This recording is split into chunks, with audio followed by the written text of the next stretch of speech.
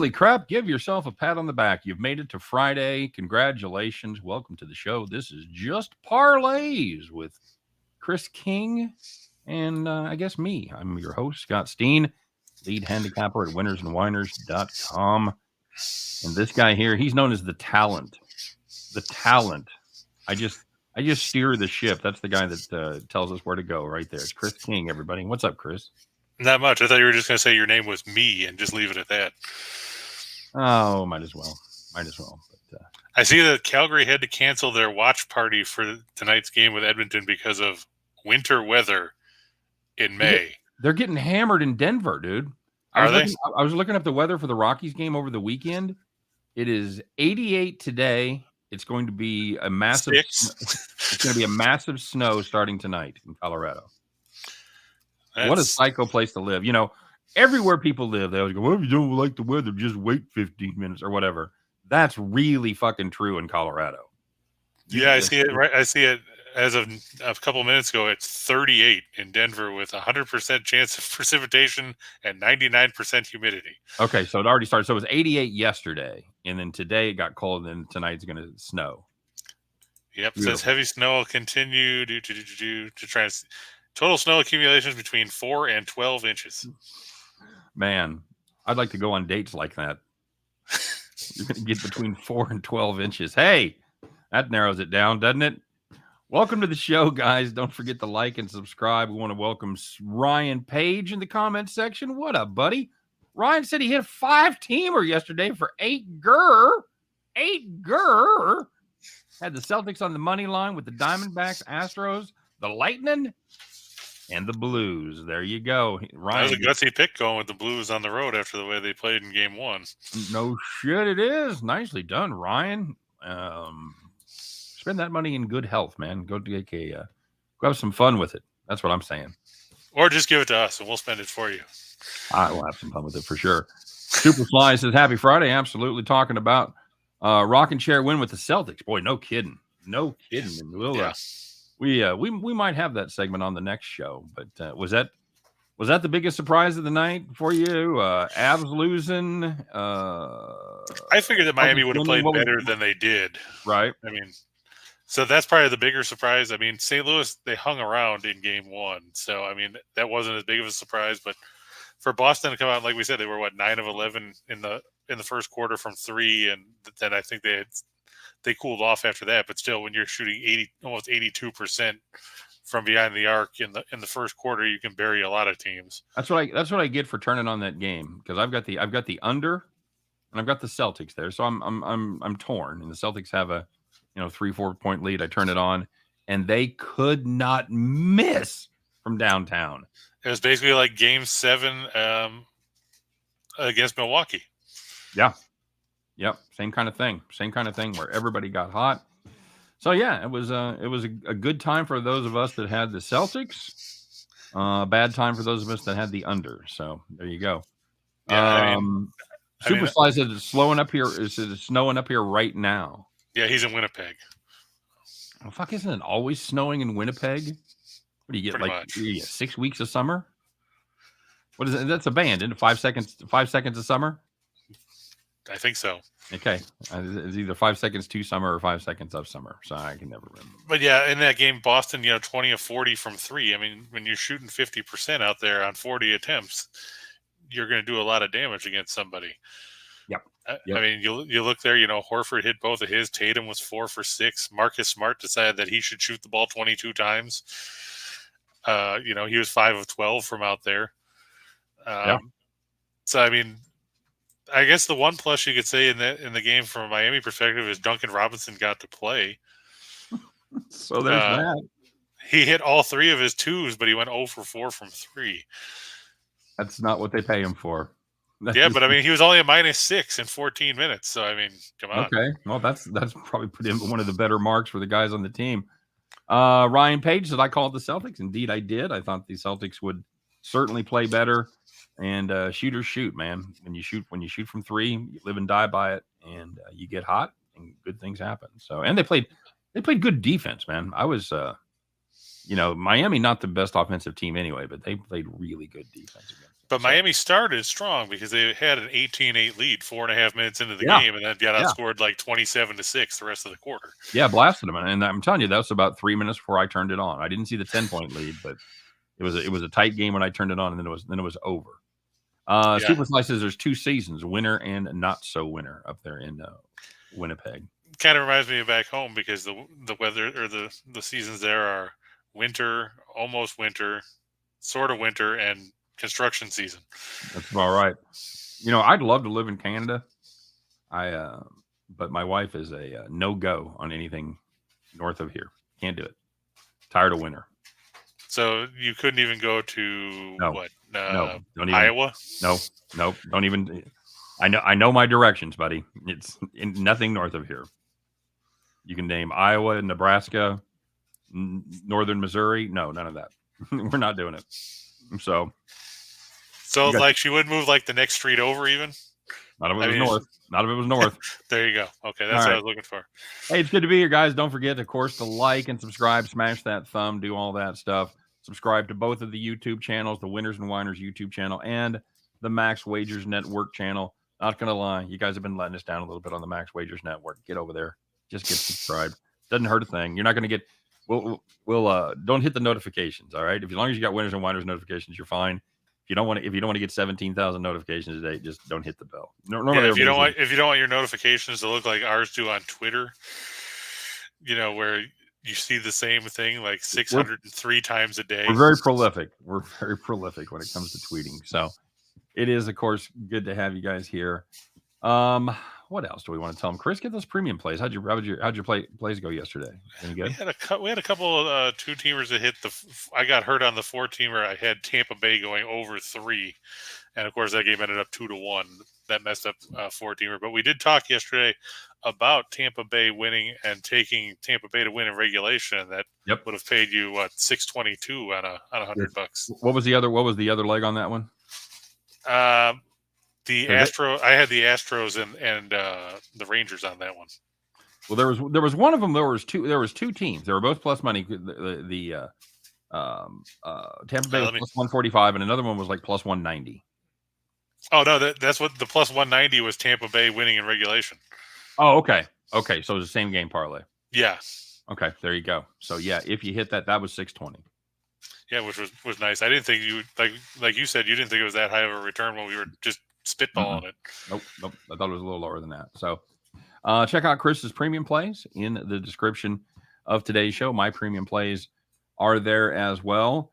Haven't had a losing day in about 10 days, but we've had some pushes this week. I'm not going to lie. We're up, but we've pushed the last couple of days, so we're ready to. But hey, if you're up, you're up. That's what matters. I know, but we're ready to get off the push hump and get it done here over the weekend. And of course, don't forget, we're coming down the home stretch with our pals, the deal with our pals over there at Caesars. $1,100 bet insurance, Chris. If you would have bet $1,000 on that single game parlay yesterday, you're talking about six gur. Now you're up in Ryan Page territory right there. So but he's still got a ways to go to beat the 10-teamer that we had in March and last week's 6-teamer. That's right. I understand. But still, it was a nice hit because I wouldn't have put a ton of faith in the Blues after game one, and we talked about that yesterday. 2 terrific underdog plays there, Ryan. Well done. Yeah, they were. So yeah, if you want to get that going, they'll back your first bet up to $1,100. First time depositors, first time bettors only. Got to be 21. Of course, it's only available in states where Caesars is. Derp. We got a pretty smart audience. I don't really think I have to say that, but it's part of the format, so we do. And if you don't know if Caesars is where you live, look it up and it'll tell you. Yes, if you don't know if Caesars is where you are, they're probably not. There you go. That works too. I'm just saying. So check that out. If you're in Wyoming or New Hampshire, you have to be 12. Congratulations. You have to be 12. So 18, 21 everywhere else. The link and the code is the all-important code, ATS wins CZR. Both of those are in the description of today's shows, along with links to our premium plays. So, yeah, there you go. And, of course, we talk about the Max Wagers Network. Live it, learn it, love it. Great content all day long. Noon, it's Midday Money, Sean Higgs. 1 o'clock, it's Allie Burns giving you Morning Wood. Me and Chris at 2, Scott and I at 3. 4 o'clock, Sean Higgs doing soccer. Except yesterday, Sean Miller. Sorry, Sean Higgs. Sean Higgs is busy. He's not that busy. Sean Miller doing soccer. And yesterday he did F1, buddy. Oh, yeah. I know that Jim was talking about that he was going to do some F1 stuff with him. All those commie sports. What can you do, right? Probably the 2 most popular sports in the world right there. And at 5 o'clock, it's Detroit Lenny and the Earl boys, Nick and Tim. Not Steve, however. Not Steve. Them Earl boys, kind of like the Dukes. I got to admit, I like Tim and Nick a lot, but if they would to trade them for Steve Earl, I'd be much better with that. What if they traded him for Jackie Earl? By the way, I'm going to go see Steve Earl in about 10 days. Are you? So that'll be fun. Yeah, I've seen him a lot, but he's and Scott, people are asking about the 220 game that's starting up in a few minutes. The Cubs and Diamondbacks. Ninja asked about going over 11.5. Which, when I told you about that total last night, all you said was hello. I thought maybe your phone was broken. No, I meant hello. it was where context was lost, and I wasn't even going to try to explain it via text, but that was actually should have been hello. Yeah, and I think that total is high, even with the wind blowing out at Wrigley. I mean, it was blowing out yesterday, and we saw a 3-1 game. Yep. It's Castellanos and Hendricks on the mound. Castellanos pitched well over the weekend against Chicago at Chase Field, and Hendricks pitched in that game, I think, against him on Saturday. Can't remember if Castellanos threw Saturday or Sunday's game. But, I mean, those were all low-scoring games. We saw another low-scoring game yesterday. Even with the wind blowing out, you look at the numbers. Castellanos has given up 3 homers on the year, and 2 of them came in the last game. Have you seen the wind? You know what it is? 307 miles an hour. 24 with gusts up to 30. It is cranking out. But it was 15 going up to 30 yesterday, and they hit 1. I know. I would be tempted to take a contrarian under there. That's what I'm leaning towards the under because Hendricks, he's given up 6 homers and 44 2/3. Like I said, Castellanos has given up 3. I know we're coming down to the deadline, guys. Look at their fly ball rates. See if these guys are fly ball pitchers, because that makes all the difference in the world.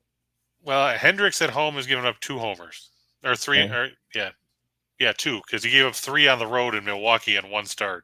Okay. So he gave up 2 to the White Sox on May 4th. That's it. Okay. Number on that, Cubs minus 135.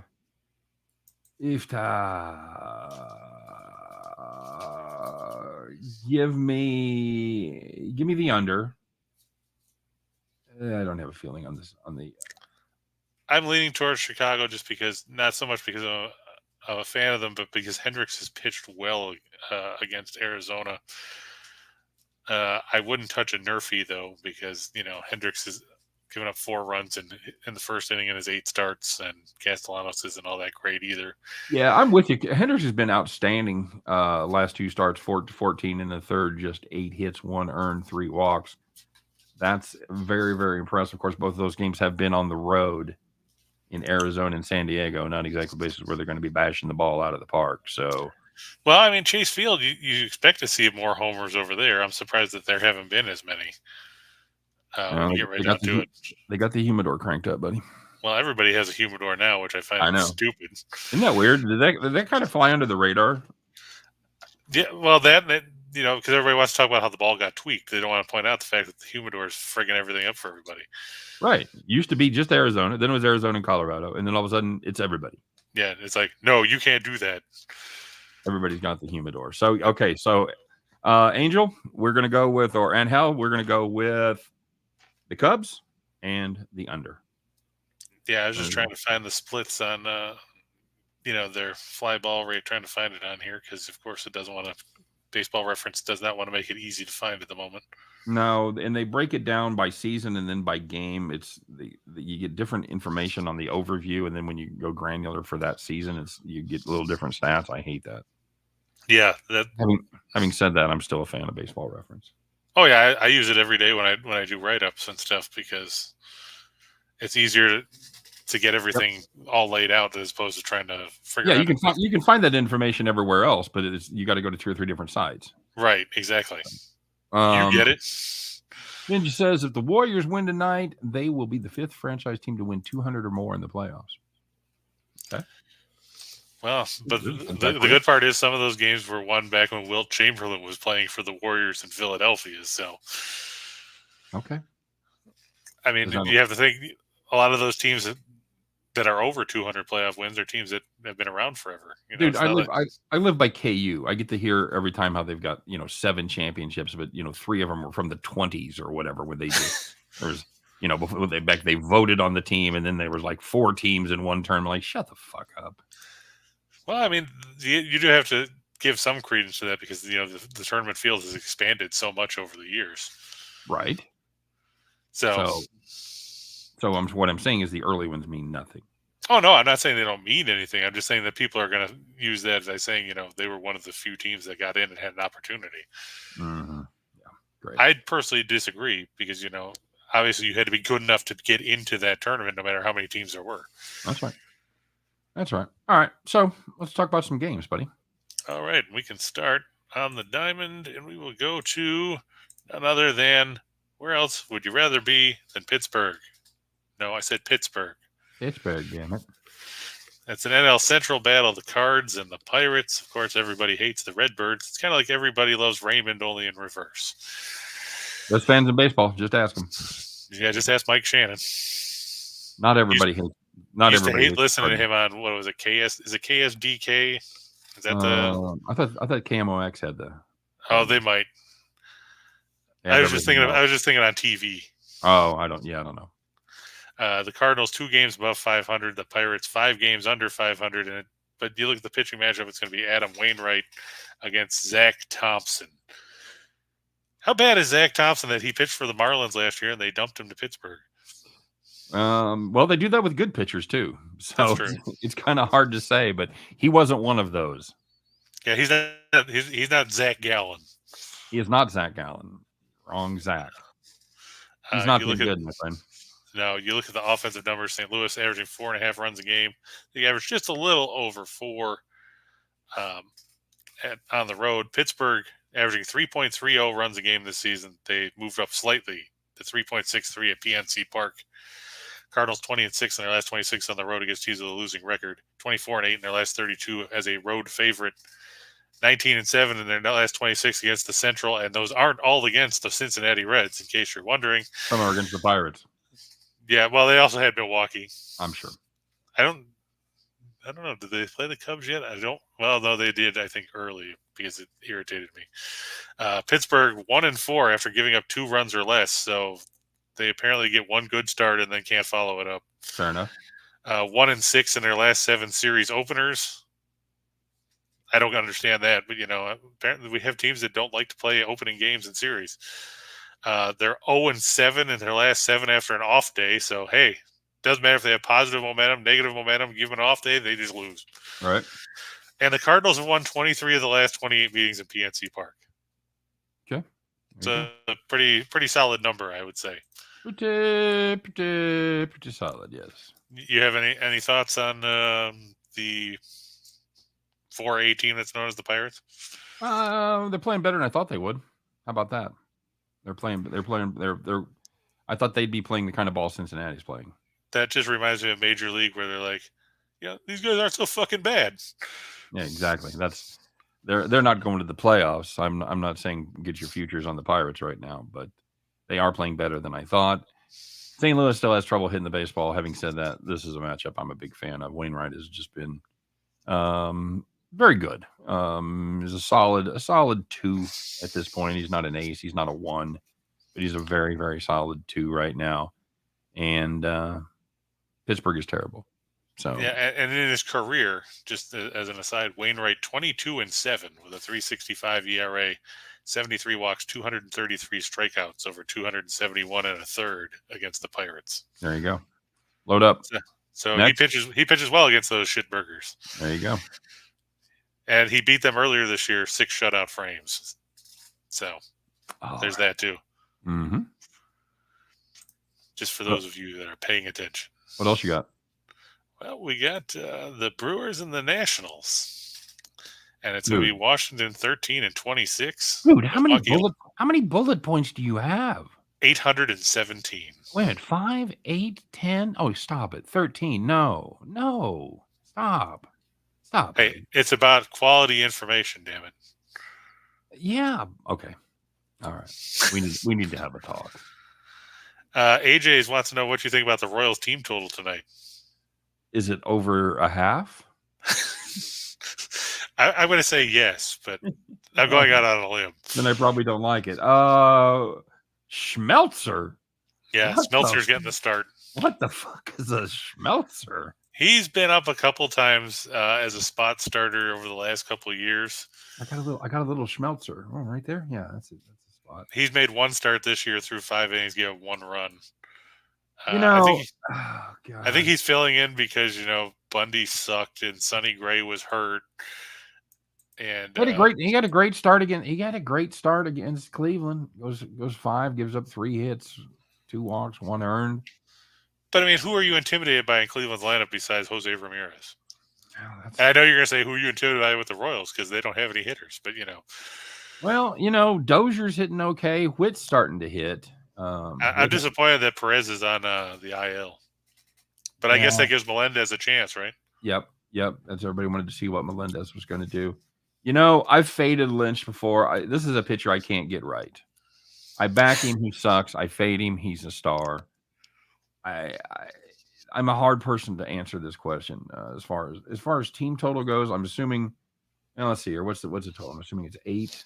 Yep. Royals team total 3.5. Oh fuck. No, I can't do it. I can't pull the trigger on the Royals. I just still don't have enough confidence in this offense.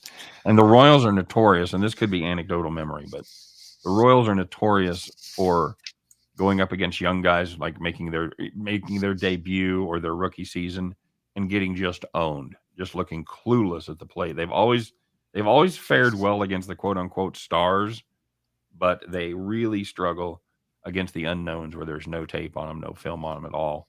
If it makes you feel better, they've seen Smeltzer 5 times as a reliever. 3 as a reliever, 2 as a starter. Well, I've only got 1 as a starter back in 19. This Baseball Reference says 5 games, 2 starts, 16 innings. Oh, okay. Yeah, I see it. He last started against. That is weird. It's listed there. That's why it's not listed. Yeah, he started against Junis. Yeah, started in 2019 and then 2020. Yeah, okay. He had 1 start. Yeah, I'm not putting much stock in 2 starts from 2 and 3 years ago. Under AJ's. Under. What was the total? What was the team total? 3.5? Pains me to say. Let me see. Yeah, 3.5. Let me see what the weather's doing. I've been out. I know. I've been outside. I didn't notice. Because you look out the window. It didn't seem especially windy. It is blowing in. Yeah, because we got a front coming in, so it's blowing in from the north about 10. That's right in the face. No, under for the Royals. Would you take the Twins under too? Or is this one of those where you're going to say Lynch is going to blow and then he's going to throw 7 shutouts? Who am I? How can I predict Lynch? I can't. That's the fun part. No, I can't. He went 5 1/3 last time. Gave up 0 earned. Start before that, went 3 2/3. Gave up 4 walks, 4 hits, and 3 runs. 3 runs the time before that. 6 innings, 0 runs. 5 innings, the White 0 Sox runs. game. 5 innings, 6 runs. Yeah, you fucking tell me about what Daniel Lynch is going to do. Well, when I pick him, he wins. All right, well, get on him then, bud. Ride him. Ride that horse. Cleveland, or I do want to see one thing. I want to see how Minnesota. They do a little poor. They do a little more poorly against left-handers. They average 4.1 overall, 3.7 against lefties. Royals also struggle a little more against lefties, 3.6 overall, 3.4 against lefties. So, putting that together, you should be somewhere in the neighborhood of 7 runs, 4-3, 5-2, something like that. Ninja wants to know if you think the Cardinals go over the team total of 4.5 against Pittsburgh.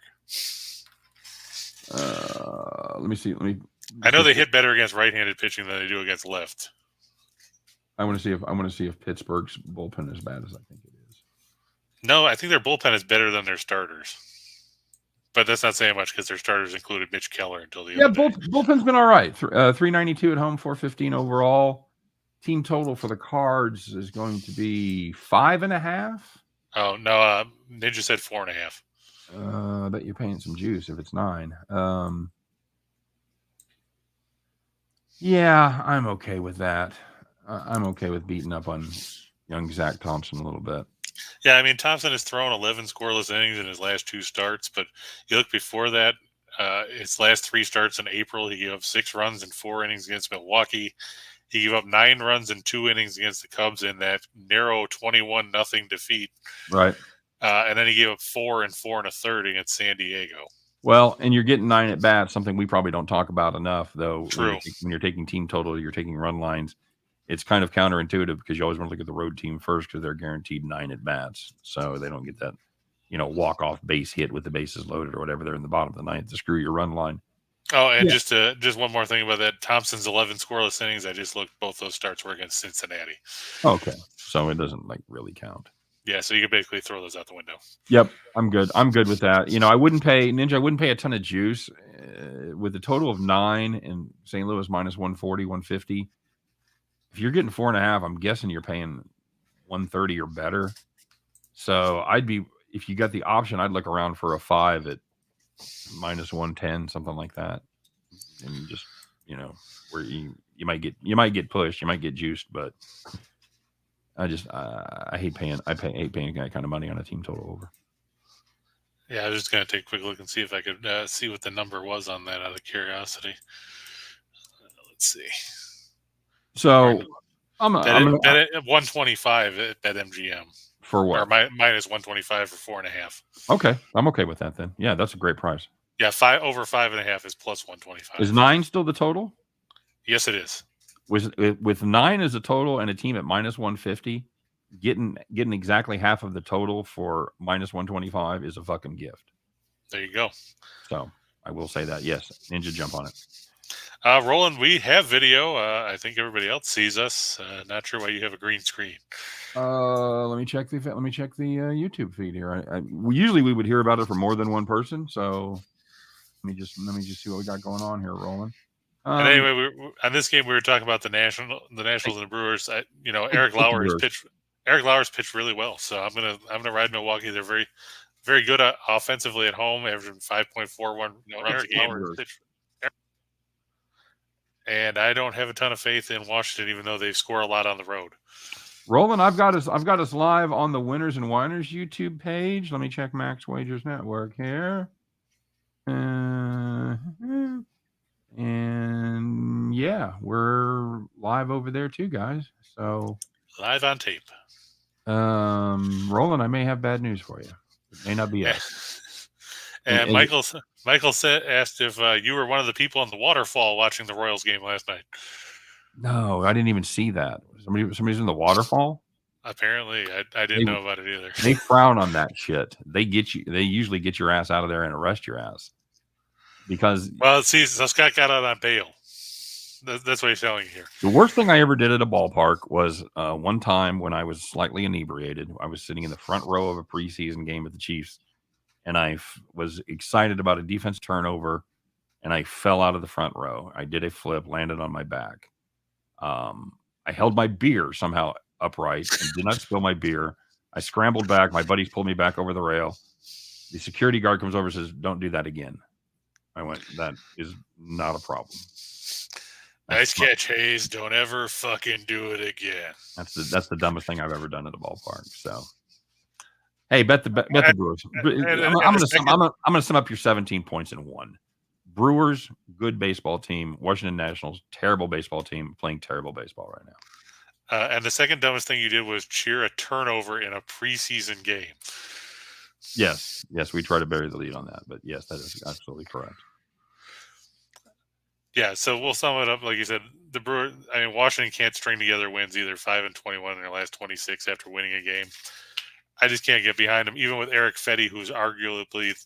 Would you call him the number one starter for the Nats, or would you call Josiah Gray the number one? I was thinking about that last night, about whether Fetty was the number one or not. I mean, statistics-wise, it's probably Gray, but reputation-wise and confidence, it's probably Fetty. If I'm the Washington Nationals, I'm looking at my starting rotation. It reminds me of the show Code Monkeys that came out about 10 years ago on G4. And they're playing cards, and the guy's like, I got a 2, a 3, a 5, a blue Uno reverse card, and the Old Maid. That's basically the Washington rotation. Yeah. That's I wondered how you were going to tie that all together, because that made no fucking sense to me at all until the very end. So yeah, well done there, buddy. Way to snap it back. We are going to have to talk about your references of shows no one ever heard of on a channel no one's ever heard of, but that's okay. That's because G4 I mean, it used to be a big show for game stuff and everything. Okay. Now I'm sure the comments are going to say it's going to light up with everybody that watched it. So yeah, I'm sure Truman knows what it is. I'm sure he does. I'm sure he absolutely does. He never pops into this show. He never stops by here to comment on your shit. I don't know why. I'll have to talk to him about it. Does he ever pop on your show? Yeah, Scott? Every once in a while, yeah. Well, probably because of the fact that you guys have been doing that for a longer time. He might not know you're on this show. Well, that's entirely possible. Yeah, he's working. He has to do it at work, so yeah, that's always tough to try and juggle. Anyway, all right, let's move on to the NHL, huh? Hey, let's do it. It was fun last night. Yeah, we got the Hurricanes and the Rangers. I'm going to go with Carolina at home again. They won Game 1 the other day in overtime, 2-1. Shesterkin played better than he did most of the Pittsburgh series, but the fact is the Rangers struggle on the road in the playoffs. They have just one road win in 4 games. They were blown out a couple times. You remember they lost 7-2 and 7-4 in Pittsburgh. Carolina plays well at home. They're 5-0 in the playoffs. They're 11-3 in their last 14 overall. They're 26-8 in their last 34 playoff games as a favorite. They're 16-5 in their last 21 playoff games. Then the second round of the postseason, the Rangers 2-5 in the second round in the last 7 games. They're 1-4 in their last 5 on the road. They're 1-4 in the last 5 meetings in Carolina. I know a lot of people are talking about the Kako Lafreniere and whoever the hell else they have on that. What they're calling the kid line. You can't shut me up about it. I'm not telling you don't even know. You probably don't even know who those guys are. Kako Lafreniere. Oh, I had that. I had that. What's their first names? I thought that was his first name. No, those are 2 last names. Oh, Kako Lafreniere is not one person? No. Oh, fuck. It's 2/3 of a line. So good job. That line's dead to me. But the Rangers, they have to be better defensively. I mean, they played well in Game 1, but can they keep it up? Shesterkin can't make 800 saves like he had to do against Pittsburgh. Look, he's a hack. He can't keep it up. There's no way.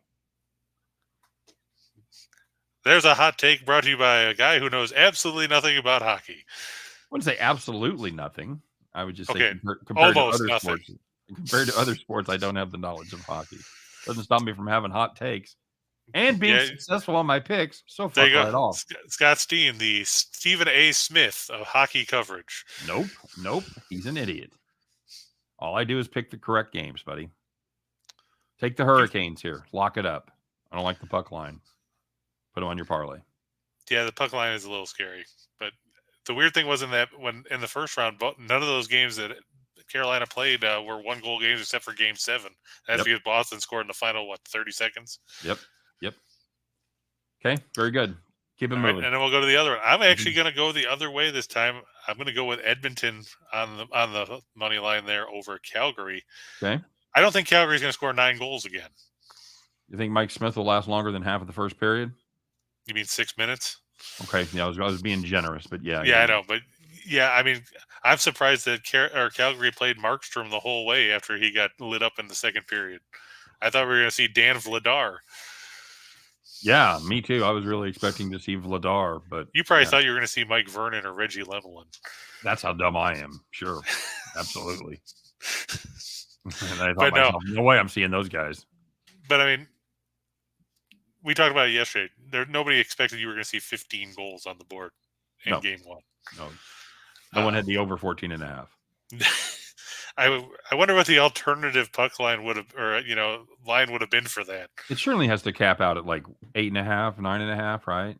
You'd think so, but probably plus 1,000, something like that. You think is that normally where they draw the line? Is somewhere around that's my four guess. digits. Yeah, I mean, I don't. Gonna be Well, I'm just saying honest when it comes to alternative lines, period. yes, generally speaking, they'll give you five above, something like that. Maybe 6, just depend on what it is. If it's basketball, if it's a lot of points, obviously you're gonna have more options. But it's a baseball game, hockey game, something like that, where it's gonna be low scoring. Yeah, 5 runs, 6 runs, something like that. Yeah. So I mean, Edmonton, I don't think they're going to play as poorly as they did. I mean, let's face it.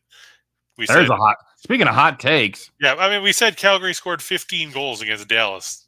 So they scored 60% of their offense in 7 games against the Stars in game 1. Math checks out. I mean, I don't expect that again. I think Edmonton will be better defensively. I think and the most important part for the Oilers is it wasn't all McDavid and Draisaitl. You saw Kyler Yamamoto and you saw Nugent Hopkins. Yeah. You saw Zach Hyman. You saw a lot of other guys that were actually doing something offensively. Now, Calgary's got some talent. I mean, let's not take it away from them. They got Matt Tkachuk. They got Johnny Gaudreau and Mangiapane and all those guys. I couldn't forget about him. I'm just not sold that the Flames can do what they did on Wednesday. I'm going to take the Oilers here. Okay. I think it's a good snapback spot for them. Plus 155. That's a good price for a team that's probably not quite as good as the Flames, but they're not 50% worse. Yeah, and I mean, you're not talking about Nashville. Well, I'm not even going to bag on Nashville. We'll say they're not the Ducks. Fair enough. All right, moving on. They're not the Buffalo Sabres. Now, do you cheer for the Hurricanes, or do you cheer for the Sabres still? I don't like either one of those teams. What's your hockey team? I've been a Maple Leaf fan since back when Harold Ballard owned the team and used to turn the fountains off at Maple Leaf Gardens so he could sell more concessions. Oh, wow. That far back, huh? You don't even know what the fuck I'm talking about. Of course not. Well, it's your own damn fault. Maybe if you read a book once in a while, you'd know this stuff. What the fuck? I read a lot of books, buddy. Trust me. None of them have anything about fucking Harold and the Fountains. Harold and the Magic Fountains. I got nothing. It's Harold Ballard. I don't give a fuck. You got 40 people listening right now. 3 of them know what the fuck you're talking about. Maybe. And one of them is probably you. Just saying. Kind of like when we have to listen to you talk about, random crap. Oh, I'm the biggest random. I'll own that 100%. 100%. I will own that. You're Dennis Miller saying, stop me before I sub-reference again. So you want to talk about the NBA game tonight? Sure. I remember when Jerry Buss turned the fountains off. See, I can do it. When did Jerry Buss turn the fountains off? Do you remember who owned the Lakers before Jerry Buss? Fuck no. He used to own the Washington Redskins. Jack Kent Cook. Oh, is that right? Did he oversee the move from Minneapolis to LA? No, I don't think he was around that early. Okay. Golden State, buddy. Yeah. What do you make of this game? We'll let you, ramble for a few minutes. I make money on it. Old man yelling at clouds. Well, here's a couple of takeaways that I have from this game, and this was my play of the day.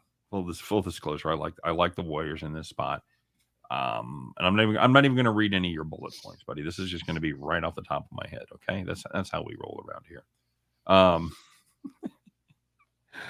How much time does that take you to do bullet points like that? Depends on the day. Okay. All right. I'll tell you what impressed me about this squad was you thought that they were going to put Draymond was going to be exclusively on Luka, but they actually switched it up.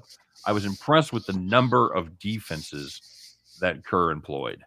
I mean, Dallas almost faced a different defense every time down the court. They're playing a fucking triangle. They're playing a box and one. They're playing various zones. They're playing man to man. But they kept Wiggins on Luka a lot, which is weird because Wiggins couldn't stop anybody in the first couple rounds of the playoffs. Correct, and that's I think that was one of the most surprising takeaways that I had from this game. That wasn't specifically Draymond's guy, and it worked, and the defenses worked because you saw Luka go deep in the shot clock a number of times and take terrible shots that really had very little chance of going in. He ended up being 6 of 18 from the field. I was also impressed by the fact that Golden State was able to spread the ball around and spread the love around. They had 7 players that went double digits. Dallas had just 4, including just Dinwiddie off the bench. So only 3 of their 5 starters put up double-digit points. I'm kind of the opinion that until I see something different, I'm going to ride what I saw in the first game. And what I saw in the first game is a Golden State team that looks ready and a Dallas team that looks like it's the end of the road. I don't know where the auxiliary scoring is going to come from, or the Mavs. They go into every game knowing they're going to lose the rebound battle by 10 or more. And I just don't think that's a sustainable model in this series.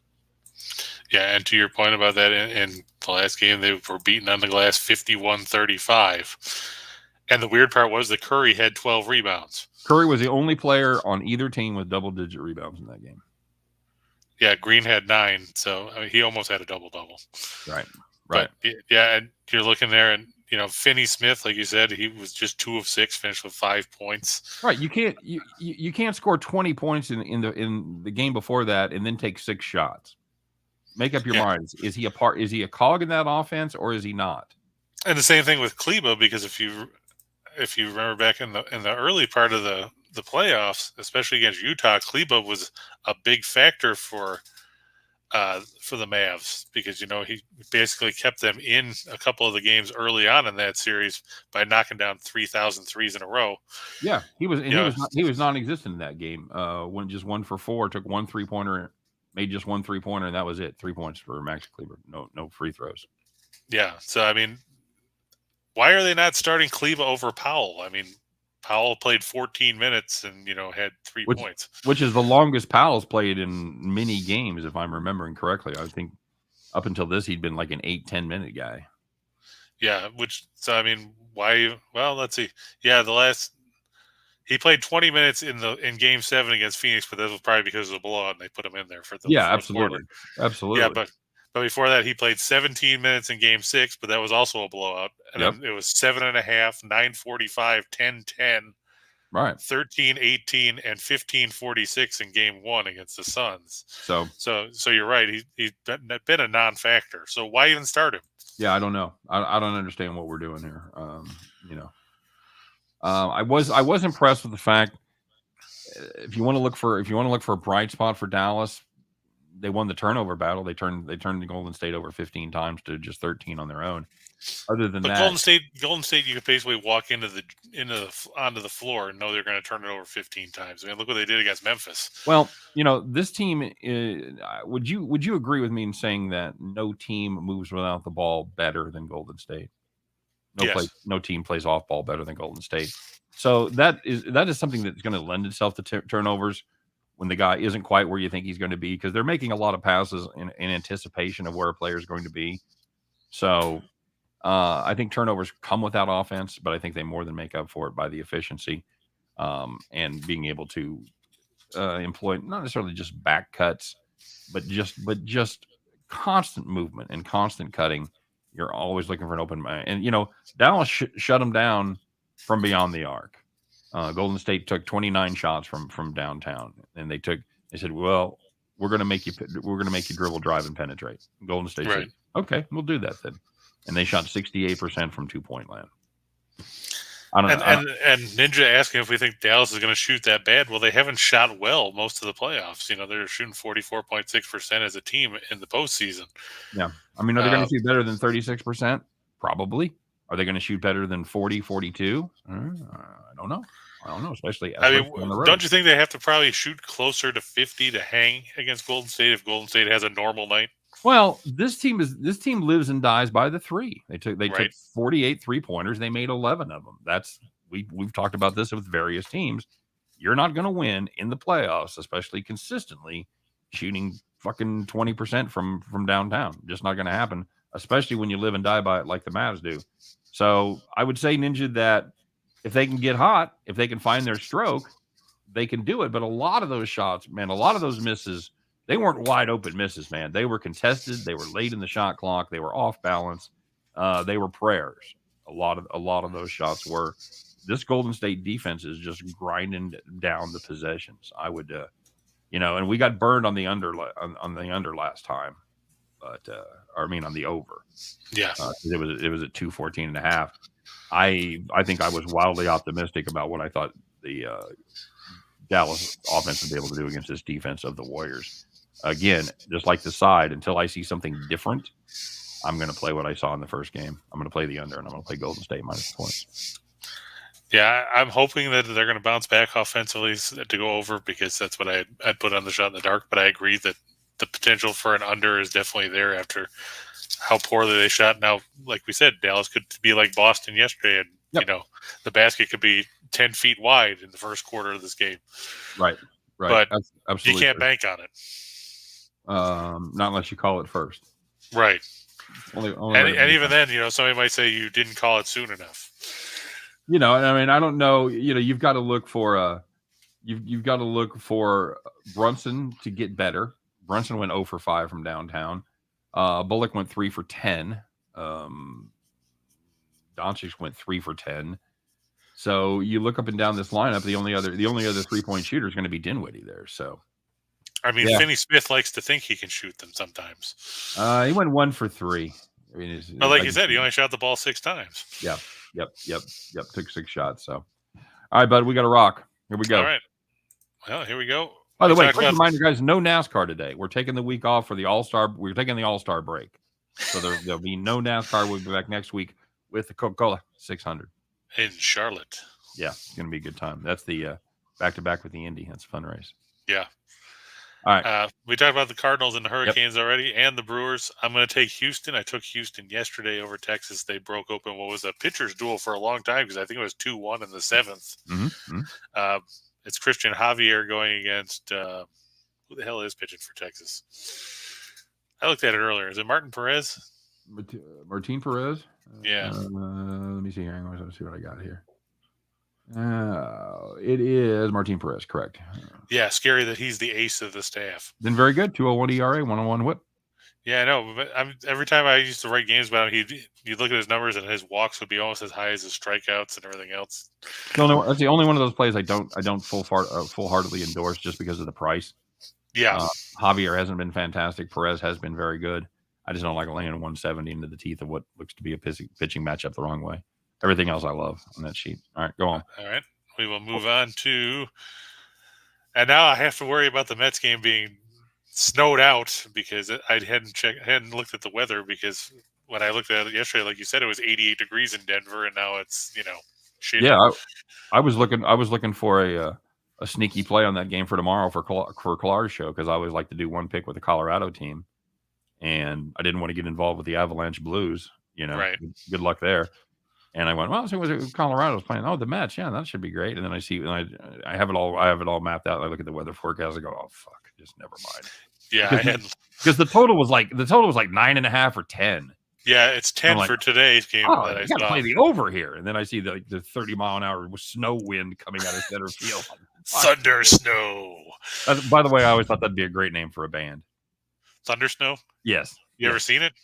Have I ever seen Thunder Snow? Yeah. Of course. I live in the Midwest. I've seen everything here. That's true. I mean, I did see a lot of stuff when I lived out there. Yeah, we get it all. We've even had some earthquakes. Yeah, we have them here, which is weird, because it's like, yeah, what the hell is it going to do? I will say, having lived in a lot of different places, I will take somewhere with tornadoes and hurricanes over earthquakes any fucking day. The weird thing is, the earthquakes here, they only register like 2, so it's not like it's anything that you pay attention to. Oh yeah. No, I know. No, I was in a real one in California. And were you? It was. I mean, it wasn't. It was far away. It did a shit ton of damage, but it did not to us. But it made us all run out of the apartment. Of course. Apparently, what you do. I'm living with a guy from Ohio. He has no fucking clue. It's 2 a.m. I'd literally just laid down, and I see the window shade start to go back and forth. Okay. I'm like, well, that's weird. And I get out of bed and the room's moving. I'm like, oh, okay. I know what this is now. And he's running around going, earthquake! Yeah, we would fucking run it downstairs. Anyway, we got to roll. Yankees, the Yankees, it's going to be Nestor Cortez and Dallas Keuchel. And, that's all we need to say about that. Although Keuchel's pitch better, I still like the Yankees in the spot. I like them on the run line. Saying Keuchel pitched better is kind of like, I understand. You're the skinniest guy at Weight Watchers. I get it. There you go. And his ERA is still 5.5. So the Mets up there in the Snow Bowl. Fucking good luck to you. yeah, Like I said, I hadn't checked. I hadn't seen the weather about that. No. Then we said, like you said, Golden State and Edmonton. Okay. Yep. Yep. Over here, and you're to blame. All right. Yep, I'm going to take the Tigers over the Guardians. It's Tariq Skubal going against Aaron Savali and his 9.85 ERA. Are you? Is this more of a pro Skubal or anti Savali pick? I like the way Skubal's pitched. Like I said, he hasn't given up a ton of homers, which was his problem. Rachel just roasted me when this kid came up for liking him. I go, he's got great stuff. Just watch him. Rachel was like, he sucks. Yeah, last year he gave up 35 homers in 149 innings. That is not ideal. Yeah, as a rookie, he gave up 9 in 32 innings. This year he's pitched 39 2/3 and given up 2.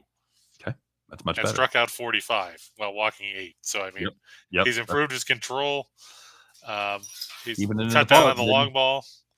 And his FIP is only 209. So Major League Baseball said, we like this Skubal kid, but he gives up too many home runs. Is there anything we can do to the ball to stop that? They went, yeah, hang on. So, look at it. Skubal's only given up 2 home runs in 40 innings. Congratulations. Yeah, and Savali sucks. Yeah, he does. Dodgers over Phillies. Yeah, I base this on the fact that the Phillies scored 3 runs in 3 games at home against the Padres. Okay. It's Urias on the mound and Urias. Yeah, whatever. Okay. Against Ranger Suarez is going for the Phillies. Still think he was better as a reliever. Agreed. Although he's had some moments there as a starter. True. Royals plus 110, huh, buddy? Yep. I'm going to go with the Daniel Lynch train. God bless you. God bless you. And I'm also going with the A's because, it's. What the hell's this kid's name again? Chase Silseth is going for the Angels. He's made 1 start. Now he won it. It was a good one. Yeah, but I mean, Paul Blackburn has been good under the radar. You figure he's 4-0 with a 167 earned run average. Team 6-1 in his 7 starts. Yeah. Yeah, I mean, and who would have thought at the beginning of the year you'd be talking about Martin Perez and Paul Blackburn as good pitchers? Blackburn pitching in the dead of night. And plus 160. It's a good price. I'm with you. I'm with you, buddy. That's I think this is one of those games where I think the Angels probably win, but the price is way out of whack. Way out of whack. It should be if you're taking the 130, 135. I was gonna say if you're taking the A's, you should be getting around 120. So yeah, around 130, 135 minus price on the Angels. 180, 170. That's fucking ridiculous. No. Yeah. This is supposed to say the Mavericks and the Warriors under 214. I think when I rebooted the computer, it blanked it out. But I agree with you. It's going to go under. Okay. I think Doncic's going to go over because, like we just said, who else is going to score? And who else is going to grab rebounds? And who else is going to pass the ball for Dallas? Well, when the answer to that question when they put up 87 points is nobody. True. Including Doncic. But, yeah, you're right. The points got to come from somewhere. Yes, I know Luka had an illness after game 1. He's not on the injury report. So, yeah. What did he have? What was wrong with him? I think he had a stomach bug or something. Okay. Probably all that beer he was drinking before game 1. That was funny, though. It's probably not funny to Mark Cuban, but Not to be confused with Ronnie Bullock, great comic. It's Rodney Bullock. Yeah. Like you said, he was 3 of 10 from 3-point range. I think he can make over 2.5. Somebody's got to shoot threes for Dallas. Because we know Finney Smith apparently isn't going to, and Kleber's not going to get to play. So, welcome to the If Not You Who show. Exactly. Okay, Rangers Carolina over 5.5. Taking another over in the NHL, huh? Yep. And I think Edmonton. I'm not saying Edmonton and Calgary are going to get to 15, but I think they'll get to 7 or 8. Okay. And I'll take Draisaitl over 3.5 shots. He had 4 in game 1. Sounds like a lock. Yeah. Okay. And plus money. There you go. So you spent half your segment talking about how other people were taking shots for Edmonton, laid out a list of players. I said those guys were actually contributing because a lot of times you only hear about Draisaitl and McDavid. Right. Okay.